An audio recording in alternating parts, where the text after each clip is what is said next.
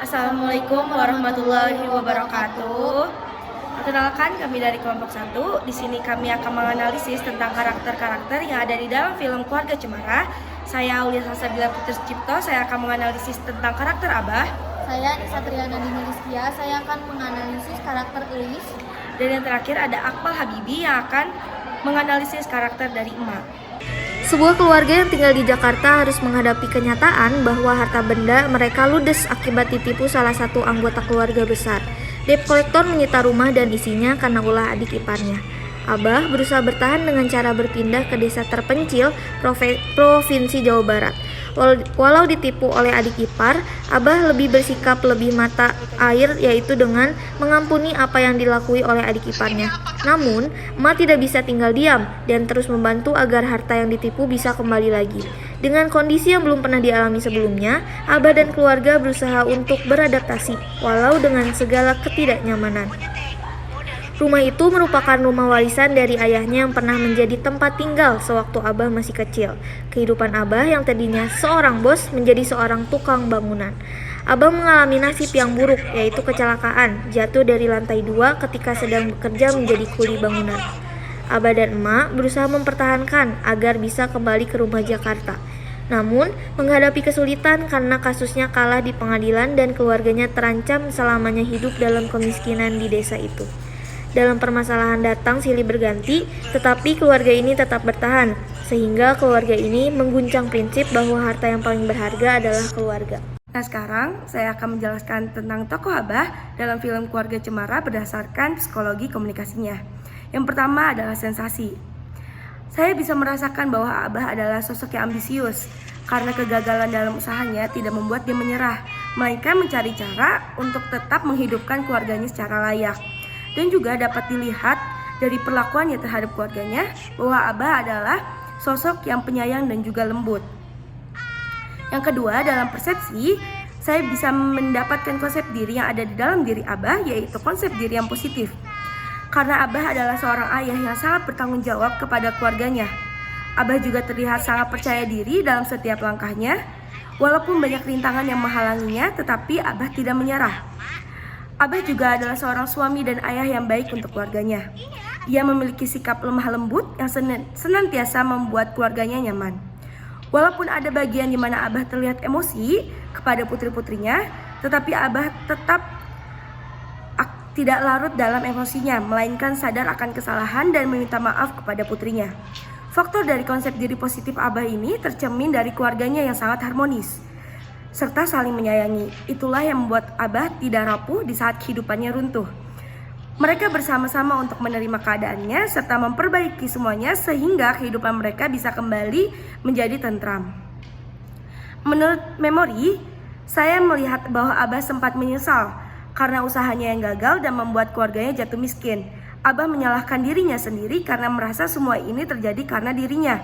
Bahkan ia menangis di pelukan emak dan merasa gagal sebagai kepala keluarga. Problem solving yang dilakukan Abah dalam filmnya adalah dengan ikhlas menjalani kehidupan yang berbeda dengan sebelumnya dan tidak menyalahkan dirinya sendiri atas semua yang terjadi kepada keluarganya. Abah juga berusaha untuk bersikap tenang dalam semua situasi termasuk saat mendidik putri-putrinya yang masih kecil. Solusi dari istri dan anaknya juga selalu didengar, sehingga tidak ada kesalahpahaman yang terjadi dalam keluarga tersebut. Dan terakhir, secara emosi, saya dapat merasakan perasaan bangga, sedih, dan juga terharu saat menonton film ini. Karena keteguhan hati Abah dan kepercayaan keluarganya terhadap Abah membuat saya bangga kepada keluarga ini yang tidak saling menyalahkan keadaan. Saya ikut haru saat konflik-konflik terjadi di keluarga mereka, tetapi dengan cepat mereka menyelesaikannya dengan introspeksi diri dan mengatakan maaf.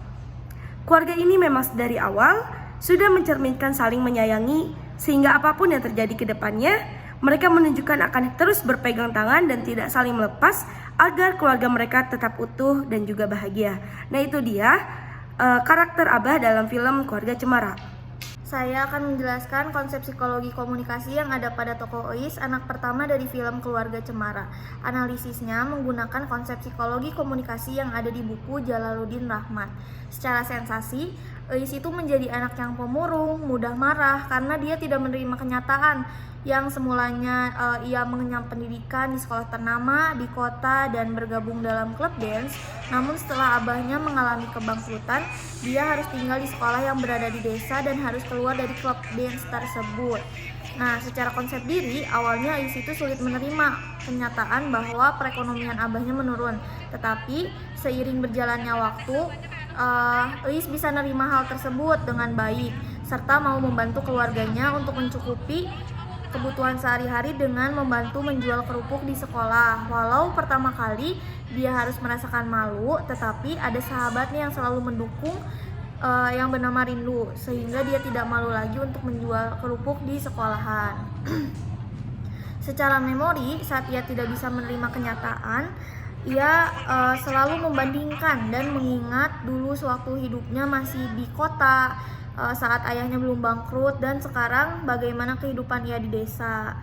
Untuk problem solvingnya, meskipun harus pindah sekolah dari Jakarta ke pedesaan, Eis pandai beradaptasi dengan lingkungan baru. Ia memiliki sahabat-sahabat yang begitu menyayanginya. Ketika dia sedih, para sahabat Eis terus mencoba menghibur dan menyayangi Eis apapun keadaannya. Akhirnya pun Eis berbicara dengan abah dan ambunya untuk menerima dan untuk menyelesaikan masalah yang dialami oleh keluarganya.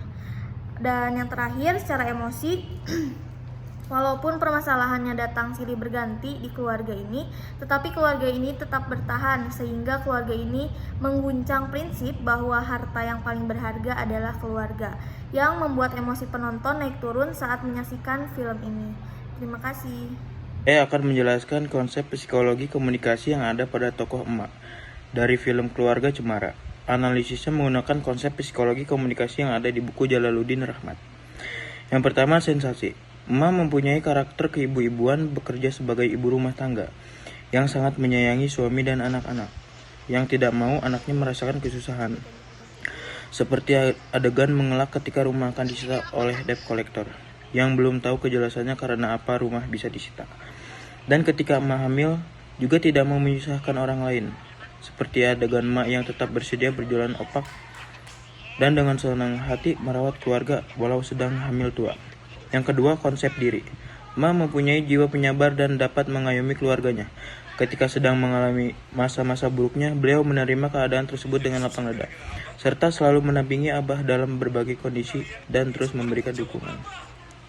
Yang ketiga, memori. Emak berusaha bertahan menyesuaikan kehidupan sesuai keadaan yang ada serta sangat pengertian kepada suami dan anak-anaknya. Sebagai istri sekaligus ibu yang baik, emak juga menjadi pendengar yang baik dan senantiasa memberikan saran dengan kepala dingin. Yang terakhir, emosi.